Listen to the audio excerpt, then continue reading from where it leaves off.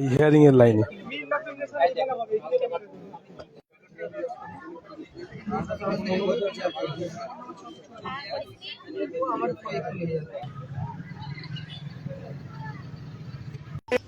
Logical ডিসক্রিপেন্সির নামে অহেতুক যে হয়রানি হচ্ছে, সে হয়রানির শিকার শুধু নওশাদ সিদ্দিকী একজন এমএলএ নয়, পৃথিবী খ্যাত ব্যক্তি, বাঙালির গর্ব অমর্ত্য সেন স্যারকেও শিকার হতে হচ্ছে।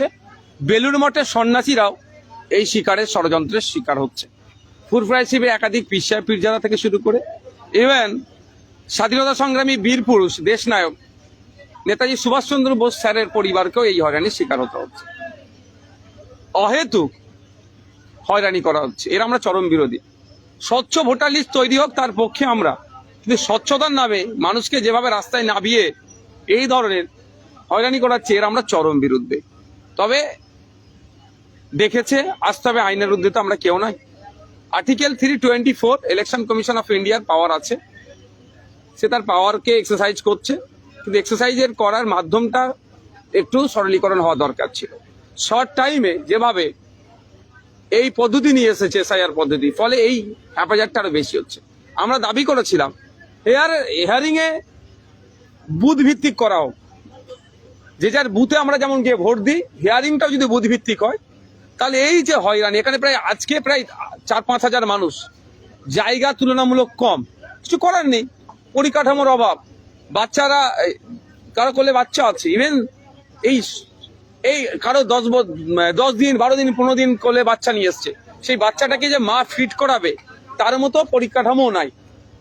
মহিলারা টয়লেট যাবে বা যারা যাবে সেই রকম টয়লেটের পরিকাঠামো নাই। এখানে কত মানুষের অ্যারেঞ্জমেন্ট থাকতে পারে? এট এ টাইম একটা বিডিও অফিসে 100-200 জনের অ্যারেঞ্জমেন্ট থাকতে পারে। এট এ টাইম যেমন 4000-5000 মানুষ হচ্ছে, এরাই বা কি করবে? সুতরাং এটা আমরা চেয়েছিলাম বুথ ভিত্তিক হোক। বুথ ভিত্তিক হলে কি হবে, এক একটা বুথে 50 জন 100 জন বা যার যে ম্যাক্সিমাম যেই কলটা দিক না কেন, ডাক পড়ুক না কেন, তারা সেখানে গিয়ে সেই সমস্যাটা হতো। এটা অহেতুক হয়রানি হচ্ছে, এটা অনুচিত, এটা বন্ধ করা দরকার।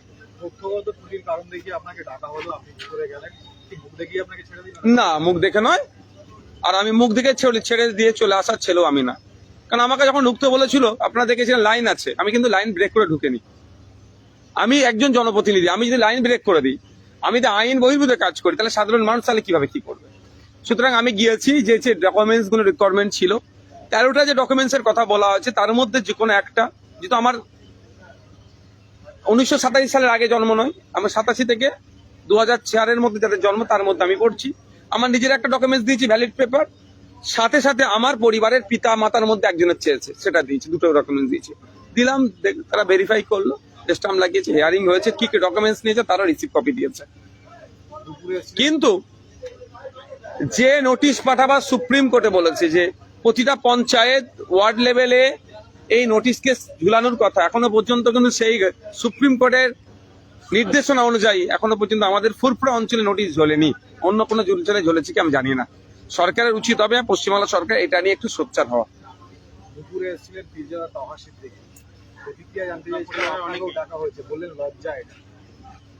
আমি তো আজকে বিধানসভার মধ্যে গিয়ে রুল আন্ডার 185 আমি জমা করে এসেছি, যে বিধানসভা থেকে নিন্দা প্রস্তাব পাস করানো উচিত। তাই আমি প্রস্তাবটা জমা করেছি। যেভাবে সাধারণ নাগরিক, কৃষক, ডে লেবার, আজকে যারা এসছে এখানে, এর মধ্যে আজকে প্রায় 60% উপরে ডে লেবার, এমন মানুষ আছে দিন আনে দিন খায়, আজকে তার সারাদিনটা গেল, সারাদিনের রোজটা গেল।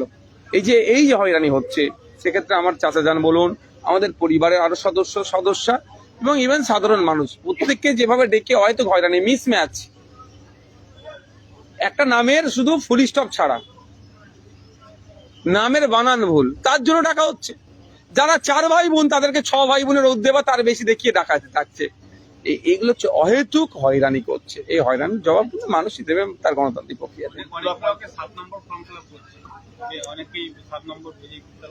দেখুন, কে কার তরফ থেকে হচ্ছে, আমি একদম স্পষ্ট ভাষায় বলতে চাই যে নির্বাচন কমিশন আর্টিকেল 324 এর পাওয়ারে তৈরি হয়েছে।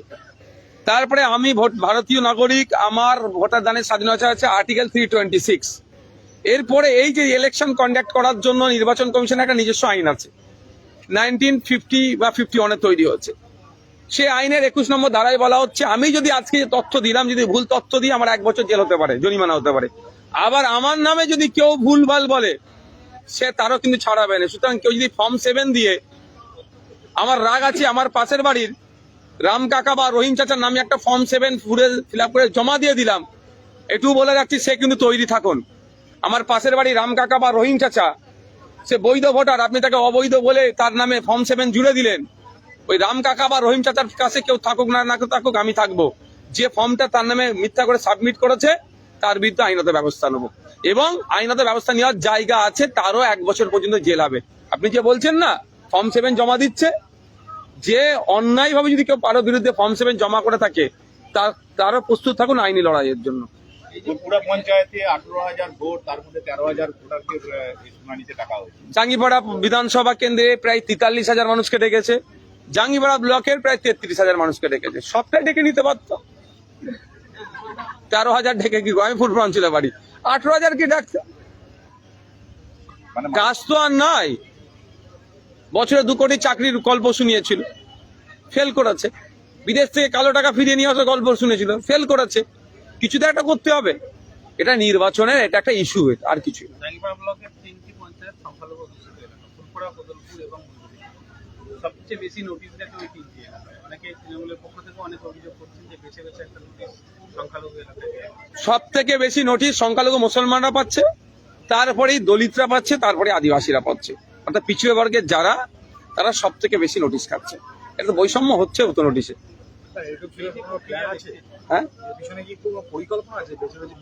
14 তারিখ না হওয়া পর্যন্ত আমাদের বলা যাবে না যে অ্যাকচুয়াল কি করতে চাইছে। কারণ আমি একটা এখন বলবো, নির্বাচন কমিশন যখন এসআইআর ঘোষণা করেছিল ওয়েস্ট বেঙ্গল সহ 12টা রাজ্যে, তখন কি বলেছিল, যারা 2002 এর ভোটার লিস্টে, এসআইআর লিস্টে নাম আছে, তাদের আর কোনো অসুবিধা নাই।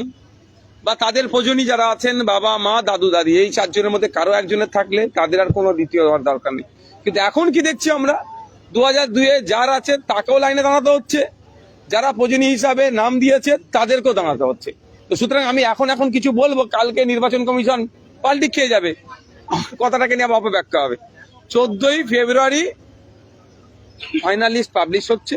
তবে আমি একটা কথা চ্যালেঞ্জ দিয়ে বলছি, একটা বৈধ ভোটারের নাম কাটার সাহস নির্বাচন কমিশন যদি দেখায়, নির্বাচন কমিশনকে আইনের মাধ্যমে ছেড়ে কথা বলবো না।